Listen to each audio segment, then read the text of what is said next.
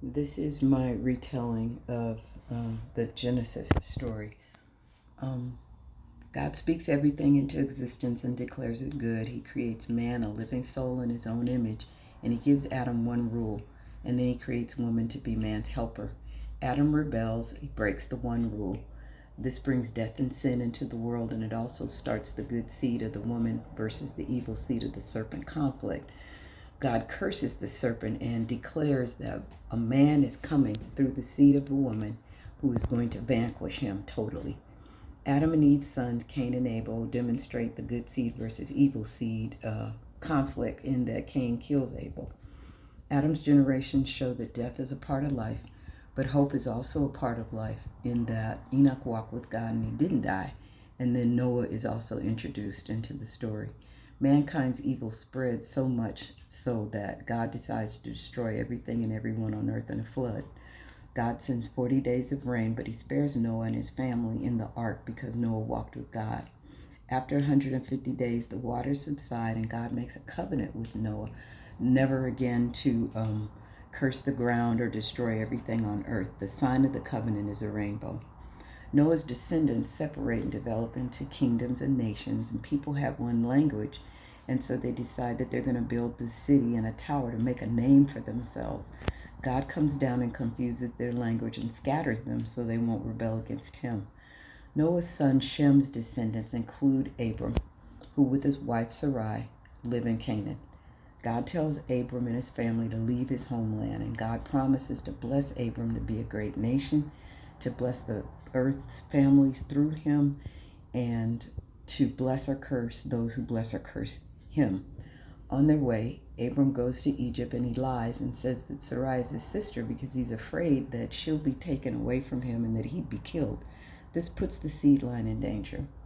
After they're expelled from Egypt, Abram goes to Canaan, and Lot, his nephew, goes to right outside of Sodom. God restates his promise to Abram that his descendants will be innumerable. Abram learns that Lot was captured during a war and taken to Sodom, and so he and his men go and free Lot. And when they come back, Salem's king priest Melchizedek blesses Abram. God promises Abram a son and affirms a covenant with him by passing through the elements of a covenant. Impatiently, Sarai suggests that Abram have a child with her maid Hagar, and Abram does. And Sarai is so abusive to Hagar that Hagar decides to leave. The angel of the Lord tells Hagar to go back and submit to Sarai's authority, and he also tells her about her son that's coming, Ishmael. God reiterates his covenant with Abram, the sign of which is circumcision. He renames Abram Abraham, father of a multitude, and Sarai, Sarah, mother of nations. And God says their son's name will be Isaac. Three men tells Abraham that Sarah's going to have a son within a year and that Sodom is going to be destroyed.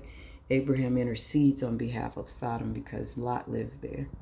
At Sodom, two men are accosted by the city's men. The two men tell Lot to get his family out of there before God destroys it, and God rains down fire and brimstone on Sodom and Gomorrah, but he spares Lot because of Abraham. Again, Abraham's fear leads him to tell the Sarah is my sister lie, again, enabling King Abimelech to take her and putting the seed line in jeopardy. But God prevents the king from touching her, and so he keeps the seed line intact. Isaac, whose name means laughter, is born circumcised and weaned. Sarah kicks Hagar and Ishmael out. God confirms with Hagar that Ishmael will be made into a great nation. As a faith test, God tells Abraham to sacrifice Isaac in a burnt offering on Mount Moriah. Abraham is stopped just short of doing that by the angel of the Lord. Abraham names the place Jehovah Jireh. God will provide, and God swears by himself to greatly bless Abraham. And later, Sarah dies. Abraham's servant goes to find Isaac a wife among Abraham's people, and he brings back Rebekah, and Isaac marries her. After Sarah's death, Abraham marries Keturah and has 6 more children, but he leaves everything to Isaac, and he dies at the age of 175. God then blesses Isaac and confirms the covenant with him. Rebekah's and Jacob's deception causes Jacob, not Esau, to receive Isaac's blessing. And so Esau vows revenge, which could threaten the seed line because he could possibly kill Jacob. In light of Esau's anger, Jacob leaves and goes to his uncle Laban. On his way, he dreams of a ladder with descending and ascending angels, and God restates the covenant to him. Laban tricks Jacob into marrying Leah, the oldest daughter, instead of Rachel. But he works 7 more years and he marries Rachel too. Leah has 4 sons for him: Reuben, Simeon, Levi, and Judah. Jacob has 7 more children: Dan and Naphtali with Bilhah, Rachel's maid; Gad and Asher with Zilpah, Leah's maid; Issachar, Zebulun, and Dinah with Leah; and Joseph with Rachel. After planning to increase his flocks, Jacob leaves because Laban and his sons are now angry and jealous because Jacob has the best and the most sheep.